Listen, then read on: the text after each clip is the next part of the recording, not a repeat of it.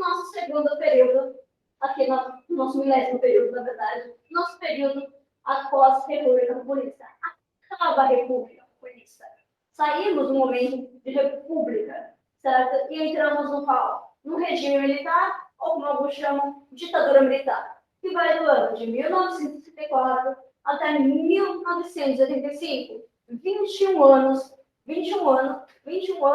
com os militares no poder, certo? Então, vemos aqui que acaba a República Comunista por meio, mais uma vez, de um golpe de Estado, certo? E, dito isso, vai caber agora a gente detalhar as principais características, os principais nomes, eventos desse momento aqui, que foi o regime militar brasileiro.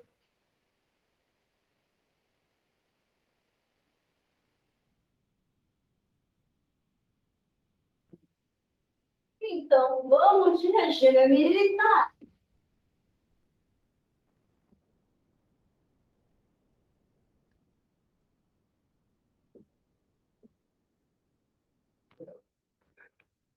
Nós precisamos saber de características gerais desse movimento, desse período, na verdade. Nós tivemos 5 mandatos presidenciais nesses 21 anos. Todos, é claro, militares. Tivemos também um total de 16 atos institucionais, os chamados AIs. Podem associar a AI de dor, porque realmente foram induídos, certo? São 16 atos institucionais. O que são isso? São alterações na Constituição, certo? São documentos, são emendas que sobrepõem a Constituição, tá? Que anulam até mesmo algumas predisposições da Constituição brasileira, certo? Que a última Constituição, como vimos, foi estabelecida ali um pouquinho antes. Aí, beleza, veremos que dentre esses atos institucionais, alguns deles serão mais pesadinhos do que outros, mas isso a gente vai falando de presidente por presidente. Nesse período, algo que vai marcar também esse governo, esse período inteiro, será o aumento da repressão e controle estatal.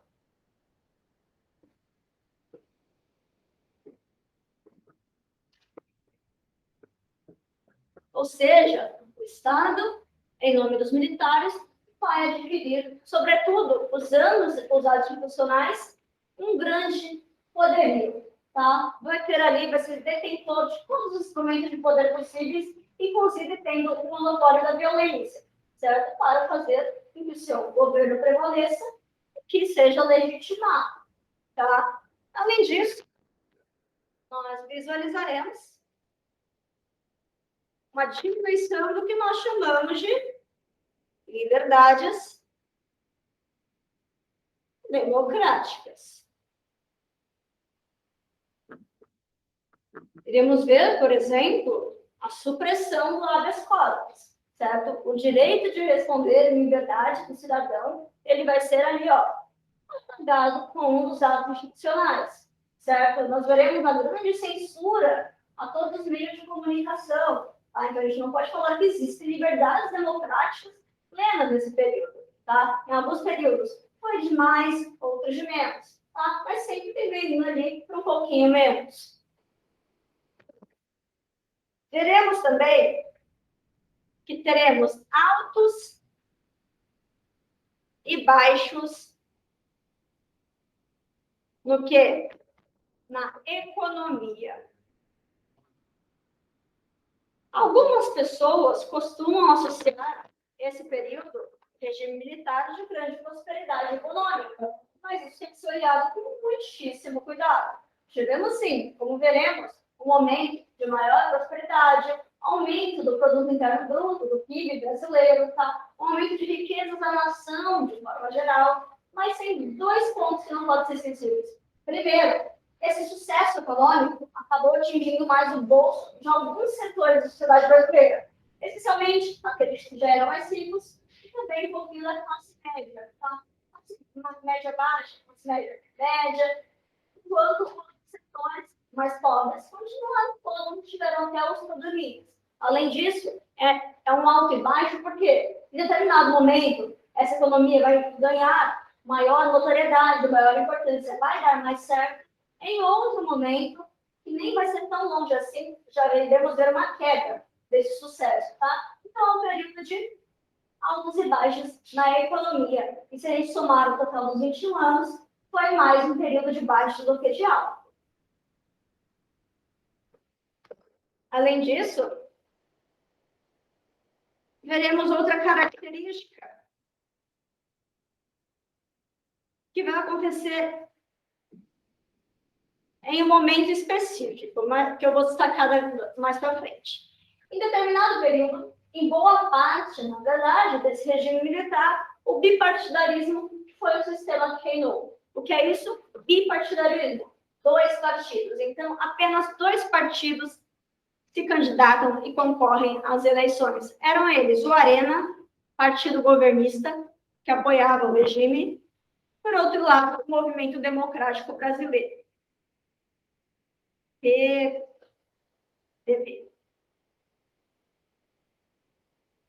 MDB, que vai acabar fundando o PMDB anos depois. Importante destacar, se esse era o partido governista mais conservador, o MDB, então, era um partido de esquerda? Não. Tá? Digamos assim que um era um pouquinho mais duro do que o outro, mas ambos tinham um interesse bastante semelhante. Sabe? Na verdade, esse bipartidarismo é uma paixão de tornar esse regime um pouco mais democrático. Na verdade, quem ia ganhar quase sempre era o Moreno mesmo, como nós iremos ver com calma. Além disso, outra característica geral desse período é o que nós chamamos de divisão no meio militar.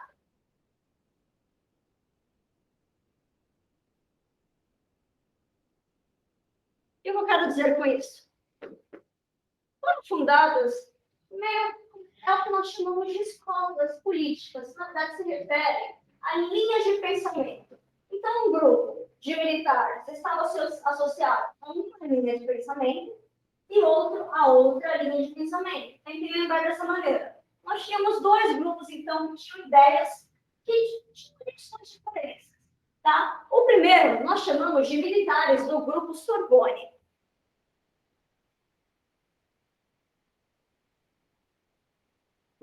Do outro lado, temos militares do que nós chamamos de linha dura.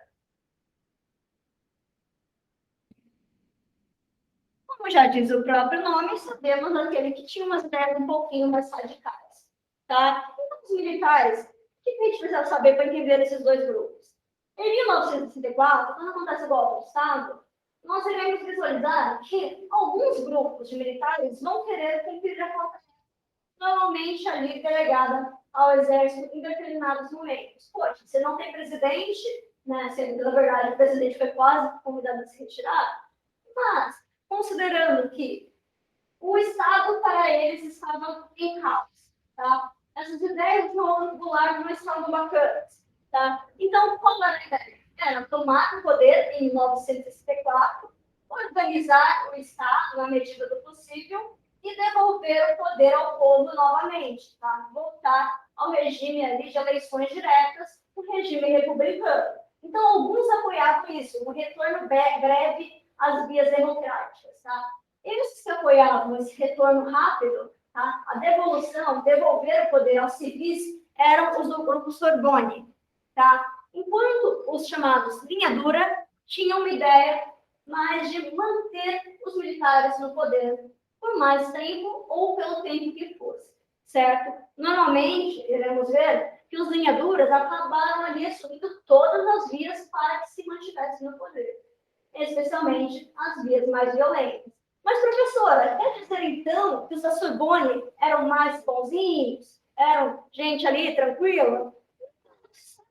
Iremos ver, conforme se passam os presidentes, que mesmo aqueles militares que a gente chama por vezes mais brandos, certo? Houveram, sim, algum crescimento de repressão, de censura, então não foi tão tranquilinho, tá bom? Então, assim, um pouquinho mais radical do que o outro. Então, essas aqui são as características gerais desse regime, tá? Como eu disse, temos 5 presidentes, 5 mandatos. Nesse caso, é importante que passemos presidente por presidente, porque eles terão algumas características bem diferentes um do outro, porque afinal cada um vai integrar um desses 2 grupos, tá bom?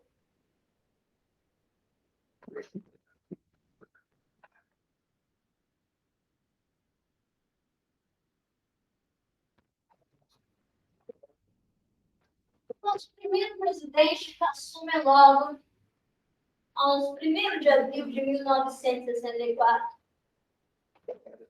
se chama General Castelo Branco.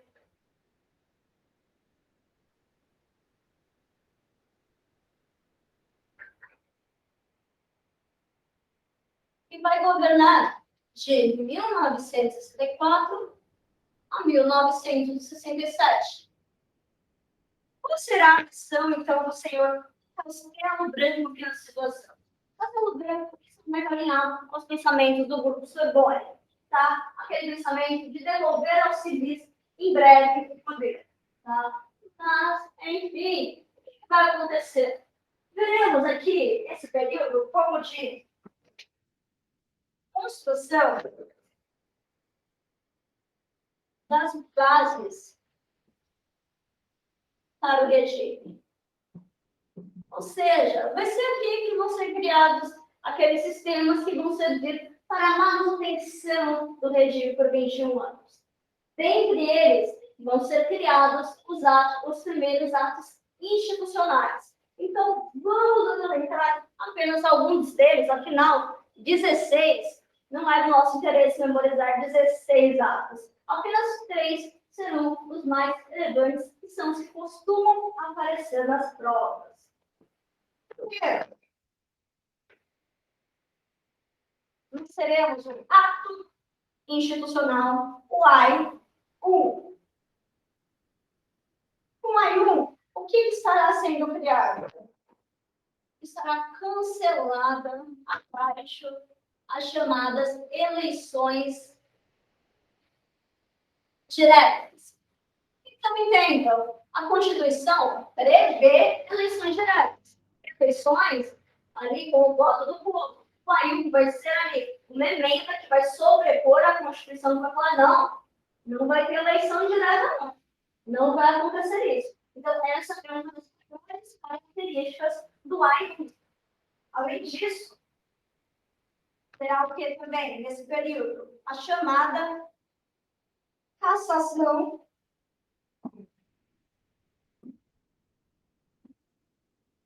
de mandatos. Ou seja, gente, vai ser feita uma limpa, tá? Em cargos públicos no geral, cargos de política no Brasil, certo? Haverá de verdade uma perseguição e abertura de inquéritos contra aqueles que vão contra a ideologia predominante dos governantes militares, cada junta que vai ali estar governando e também está em torno do senhor Castelo Branco. Além disso, Castelo Branco vai ser responsável pela criação de um órgão muitíssimo importante, tá? Que é o Serviço Nacional de Informações, o chamado SNI. O que o SNI vai fazer? Qual é o papel do SNI, professora? O papel do Serviço Nacional de Informações vai ser meio que concentrar e organizar, mandar os serviços de informação e de segurança e de inteligência já existentes no Brasil, tá? Então, ele vai ser um mecanismo ali para tentar controlar essa questão da informação e da inteligência brasileira, tá? Então, vai ser um organizador.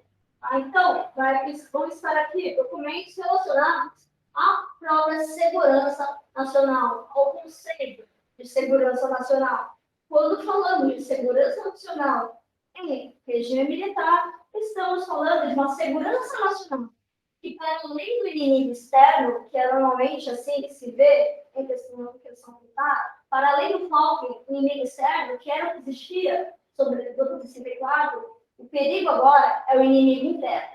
Tá? Vai ter um grande foco em manter o controle interno, pois se considerava que estávamos ali em constante ameaça, certo? Então, para isso vai servir o SNI. O nosso segundo ato é o próprio AI2. Ato institucional número 2. Que vai estabelecer aquilo que eu mencionei com vocês agora. Que vai ser o chamado bipartidarismo.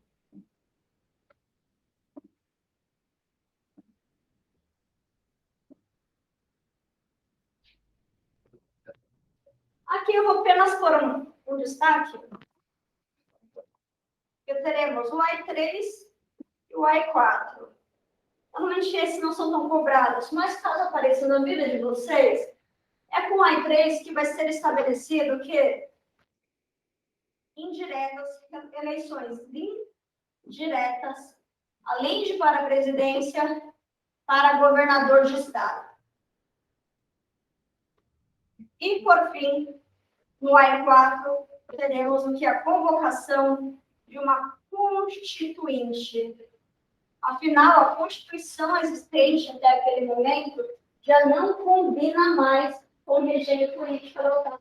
Então, é necessária a elaboração de uma nova Constituição, certo? Que vai ser a Constituição de 1967, que vai ser, na verdade, iniciada, escrita, quase consolidada, já no governo do Castelo Branco, mas vai ser o nosso próximo governo quando ela vai ser promulgada.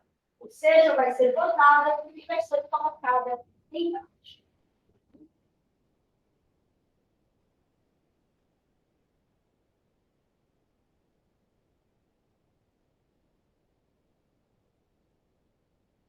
No plano econômico, até é interessante destacar que nesse período vai surgir também, vai se destacar, se iniciar o chamado arroxo salarial. Então, os salários ali vão ser meio que congelados na mesma faixa, no mesmo valor, certo? E, com isso, o custo de vida do cidadão ele vai ficar um pouco ali atingido, seu padrão de vida, seu consumo vai ser atingido. Então, teremos um probleminha também econômico e social. Mas isso vai ser mais nos próximos governos. Então, nosso segundo governo vai ser de um pai que é já daquele grupo que nós conversamos ali, chamado ditadura. Que vai ser o senhor general Costa e Silva.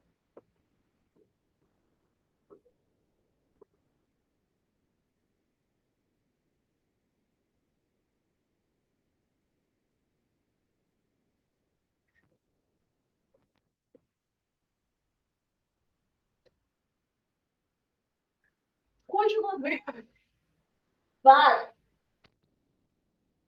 de 1967 a 1969. Esse governo aqui, gente, é aqui que a gente vê o início do caos, por assim dizer. Porque vão ser grandes movimentações populares crescendo em todo o país. E, do mesmo jeito, também um grande aumento da repressão. Repressão que vai aumentar as revoltas populares, vai aumentar a repressão. Então, é um grande ciclo, tá, de repressão, protesto, repressão, protesto. Então, em 1967, a gente já vai vendo um aumento dos protestos.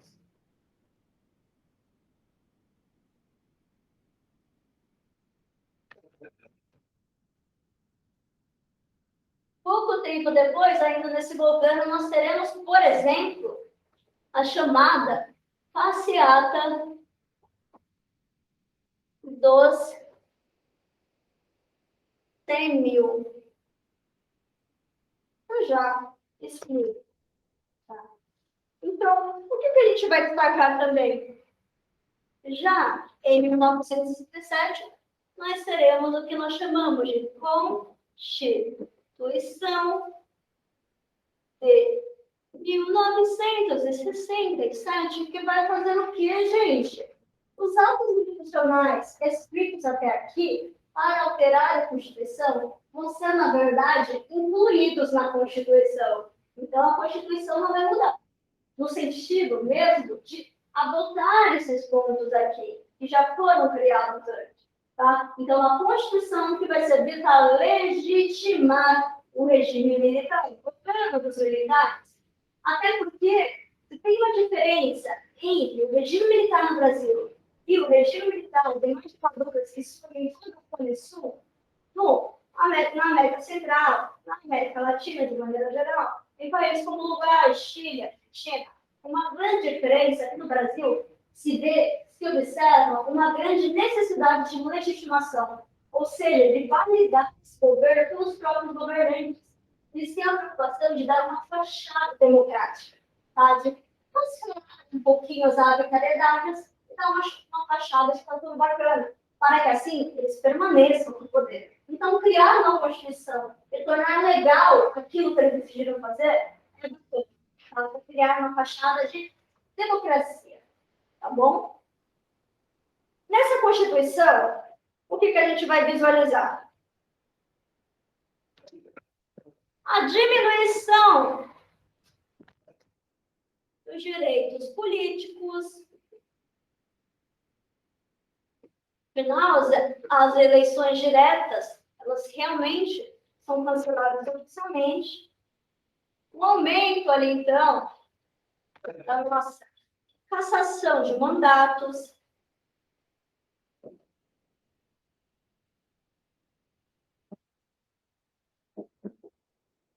A supressão, o cancelamento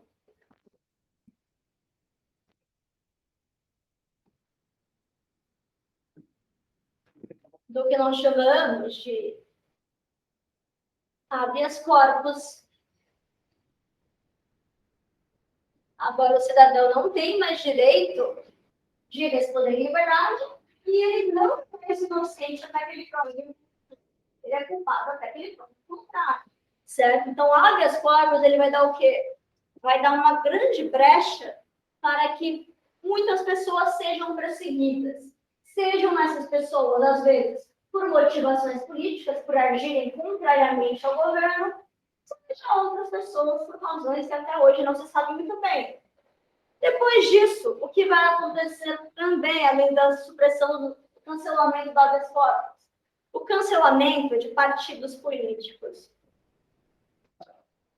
Os únicos partidos políticos que podem existir são MDB e Arena, certo? E não é mais como antes. Até 67 já havia aqui um bipartidarismo, porém os outros partidos continuavam existindo mesmo que na concorrência. Agora, eles foram proibidos de atuar, certo? Inclusive aquele que já apareceu aqui algumas vezes, que era o Partido Comunista Brasileiro, o PCB. Ele foi novamente colocado na ilegalidade, certo? Como já aconteceu em momentos anteriores. Então, esses pontos aqui vão marcar bastante a Constituição de 1967.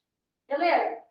Daí para frente, voltando aqui, bom, iremos ver um grande aumento do que nós falamos de mobilização social. Surgirá nesse período, com maior força, o que nós chamamos de frente ampla.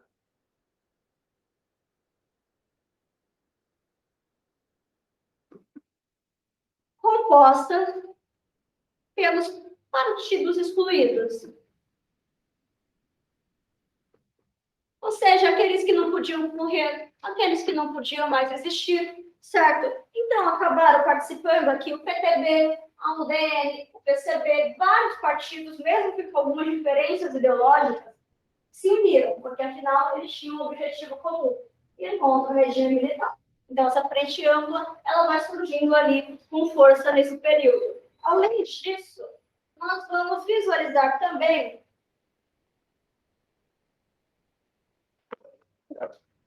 até para aproveitar aqui, Vou falar primeiro da própria questão da arte nacional. Vai surgir um movimento chamado tropicalismo, no qual temos alguns artistas que nascem nesse período. Qual é o rolê do tropicalismo, gente? É uma manifestação cultural, artística, que surge no Brasil durante o regime militar, especialmente durante Costa e Silva, com o objetivo de tentar valorizar alguns pontos das tradições brasileiras no âmbito das artes, certo? Surge ali, quando você quer uma inspiração naquela semana de arte moderna, que nós falamos há um bom tempo atrás, lá na década de 20. Dessa vez, nós vamos visualizar isso muito em festivais de música que vão acontecer nesse sentido aqui do tropicalismo, a valorização desse tropical, a contrariedade que vai marcar esse tropicalismo, a contrariedade, por exemplo, ao imperialismo norte-americano. Vai ser algo muito considerado aqui. Vai ter até mesmo, gente, pessoal que vai ser contra a guitarra elétrica. Vai ter treta de guitarra elétrica, porque é um instrumento visto como uma produção do imperialismo, então tocar guitarra não é legal. Não é cool, tá? Então tocar legal, guitarra nesse período aqui, é bacana não, tá? Isso é uma valorização de instrumentos mais nacionais, mais da América do Sul, tá? Então, isso vai marcar. Além disso, vai ter uma forte contestação ao regime militar nessas letras. Quais são os artistas, por exemplo, que compõem o tropicalismo? São artistas normalmente não muito apreciados pelos jovens, certo? Hoje em dia, mas ainda de bastante renome, como, por exemplo, Gilberto Gil, tá? Caetano Veloso, Rita Lee.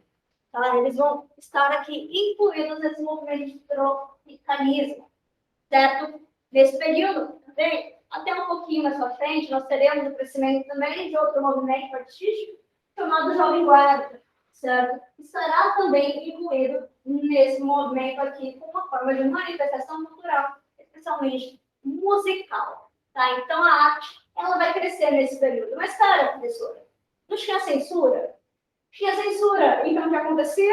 Muitas das músicas eram escritas, Chico Buarque foi um dos que teve muitas músicas canceladas, certo? Ou com algumas alterações em suas letras, porque essas músicas passavam pelos órgãos de inteligência e informação do Estado. Passavam muitas vezes pelo que nós chamamos de SNI, Serviço Nacional de Informações, passavam pelo DOPS, Delegacia Estadual de Ordem Social e Política, passavam futuramente por outros órgãos associados a esse assunto, certo? Desde polícia ao CNMAR, tá? Então, muitos órgãos analisaram as questões para ver se poderiam ir para frente. Isso acontecia aqui, não somente nas letras de música, mas também em jornais, tá? Vemos muitos documentos policiais até hoje que tem a transcrição de jornais passando mais rápidos, marcando o que foi falado no jornal tal, certo? Isso é muito comum, que antes da divulgação do jornal, esse jornal passasse ali por uma perícia para ver se não tinha nada ali publicado contrário aos ideais do regime. Tá? Então, muitas vezes, no jornal de época, nós encontramos o quê? Receita de bolo. Tá? Porque quando era cancelada ali uma notícia, em cima da obra, no artigo do jornal, às vezes não dava tempo de escrever uma notícia nova. Então, o que os jornais faziam? Colocavam uma receita de bolo, tá? Ou uma receita de qualquer outra coisa. Então, isso era bastante usual, muito comum naquela época. Tá? A censura era bastante grande e até às vezes, por vezes, coisas pequenas, pequenos detalhes que às vezes nem tinham ali um cunho político, mas só por parecer um pouquinho estranho, já era censurado. Enquanto, por exemplo, outras músicas, que é muito comum, a gente Buarque, uma composição tão difícil de ser interpretadas, passavam, por vezes, pelos órgãos de segurança e informação, batidas, certo? Como, por exemplo, a própria música Cálice, certo?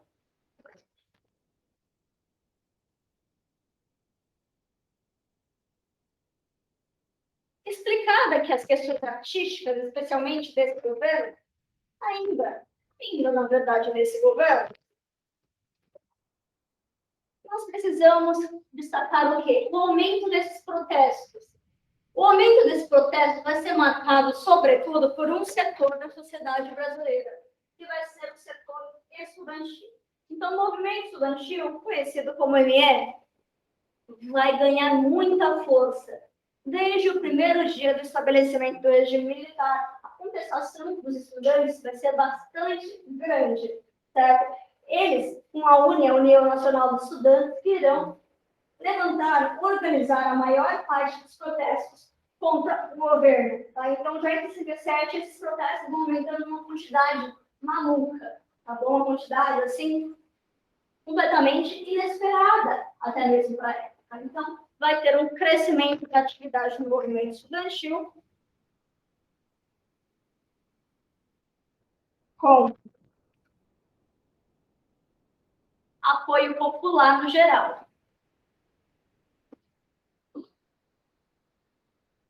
Tá? Em 68, irão acontecer algumas coisinhas ainda nesse cenário. Teremos, por exemplo, o assassinato do estudante Edson Luiz, lá no Rio de Janeiro, por forças policiais, em meio a uma contestação, certo? Iremos visualizar fortes repressões, mesmo na cidade de São Paulo. E o que vai marcar mesmo, gente, ó, ao compasso dessas agitações no Brasil, nós temos que destacar 1968 no mundo.